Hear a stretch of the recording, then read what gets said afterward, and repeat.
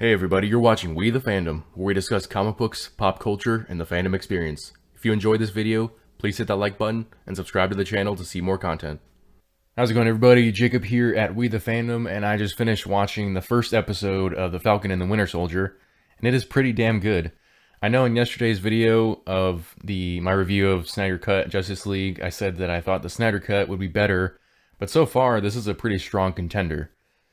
And this show is very unlike Wanda Vision. They get down to business pretty quick.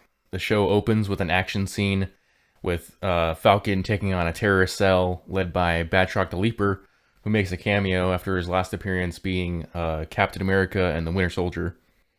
This scene also sets the stage for Sam Wilson's new work relationship. Obviously, he no longer has Steve Rogers around, and he's currently working with the Air Force and teamed up with this kind of like a intel support kind of guy named Torres, who usually looks into stuff for him. We then get another cameo, this time from James Rhodes, aka War Machine, which I was actually surprised they put him in the very first episode, at what seems to be a eulogy of sorts to remember the legacy of Captain America. Sam gives a short speech during which he says that basically we need new heroes, ones that represent the times. And even though I kind of expected that kind of message to be in the show, I was still a little bit disappointed to hear it, both from the perspective of knowing that Marvel Studios with Phase 4 is probably going to be focusing more on diversity and representation than the same quality storytelling that they had in the first 10 years. But also because, does that mean that Marvel is saying that they definitely won't bring Steve Rogers or Tony Stark back for a cameo or a multiverse movie or something? And I know MCU moviegoers will say, but Tony Stark died in Endgame, how can he come back? And, Cap's old now, he can't fight anymore. But if you're a comic book reader, then you know that characters never stay dead forever, and that things that change usually always go back to the way they used to be.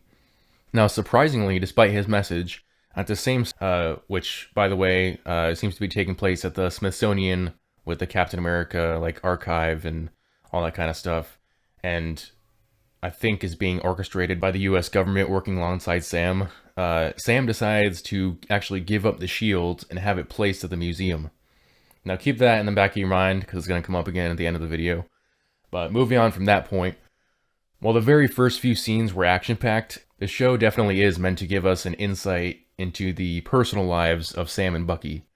We learn about Sam's family and how his sister has been financially struggling ever since the beginning of the blip during those 5 years, and how she's trying to maintain the legacy of their parents as owners of a boat and what seems to be like a seafood restaurant type deal.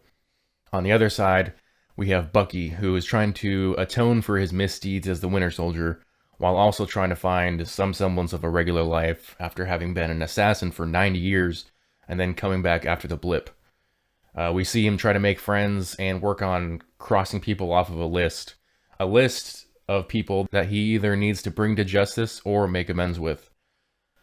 On this list, funnily enough, is Helmut Zemo, who we know from the trailers and stuff will be making an appearance in the show.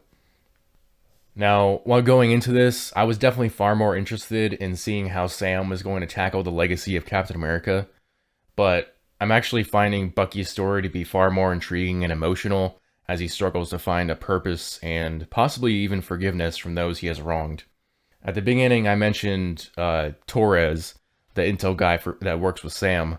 Well, he's been doing an investigation into this international terrorist group called the Flag Smashers, and they basically want things to be like they were during the blip. Apparently, during that 5-year period, people were more unified because there weren't active borders or nations or something like that. At least that's how Torres makes it sound. But anyways, Torres has been tracking this group online, and he infiltrates them. Well, not infiltrates, but he tries to join a rally in Switzerland. And basically, during that rally, he gets his face stomped in when one of the guys from the Flag Smashers group robs a bank.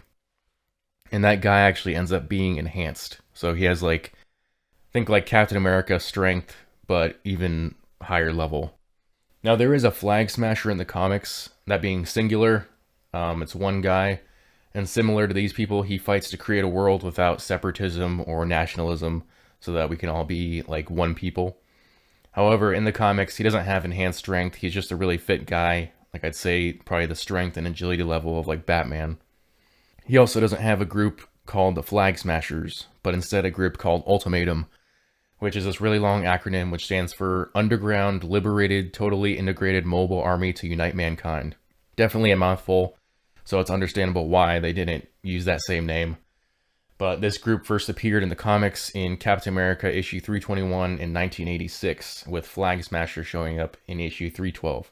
So, you know, the group has different name and a different look, but they both seem to have the similar purpose, being kind of like an anti-nationalist terrorist organization. But the episode ends with a huge revelation. In the same episode, the guy who stood next to Sam at the Smithsonian and agreed that they should retire the shield comes out during a press conference and says it's time that America had a new hero, and he brings out John Walker as the new Captain America with the shield. And you see Sam Wilson with his sister watching this broadcast, and just the look of like, I don't know if it's like shame or defeat on his face. And I thought, damn, like this show is moving fast and it's not going easy on it's definitely not going easy on the main characters. And I'll talk more about like Bucky's story in another video. But like at first when it did show that scene with Sam doing the eulogy, I thought it was great. And I kind of enjoyed the fact that he thought it was time to like hang up the shield. But now it's obvious that he sees that that was a mistake. And, you know, when I went into this show, I thought it was going to be Sam trying to be Captain America and the government deciding that they wanted somebody else. But in this case, Sam actually gave it up first. So this is pretty interesting to say the least. I'm definitely curious to see where they go with John Walker as Captain America, and how we're going to see Sam try and develop as a character, dealing with his personal family issues, as well as now having to deal with the fact that, you know, what probably he thought of good faith by the government and wanting to hang up the shield, and they turn around and hand it to somebody else. So that'll definitely be interesting, as well as seeing where Bucky goes in his journey, and how he and Sam end up teaming up to, I guess, at some point, fight the same enemies. This show is definitely, the way they're going about it, both with the characters individually as well as the narrative in general, to me is far more interesting and satisfying than how they did Wanda Vision. But it's the first episode, so I'm not going to judge the entire show yet, but so far so good. So leave your comments below. Tell me what you guys thought about it. As always, hit that thumbs up button. And if you haven't already, please consider subscribing to my channel.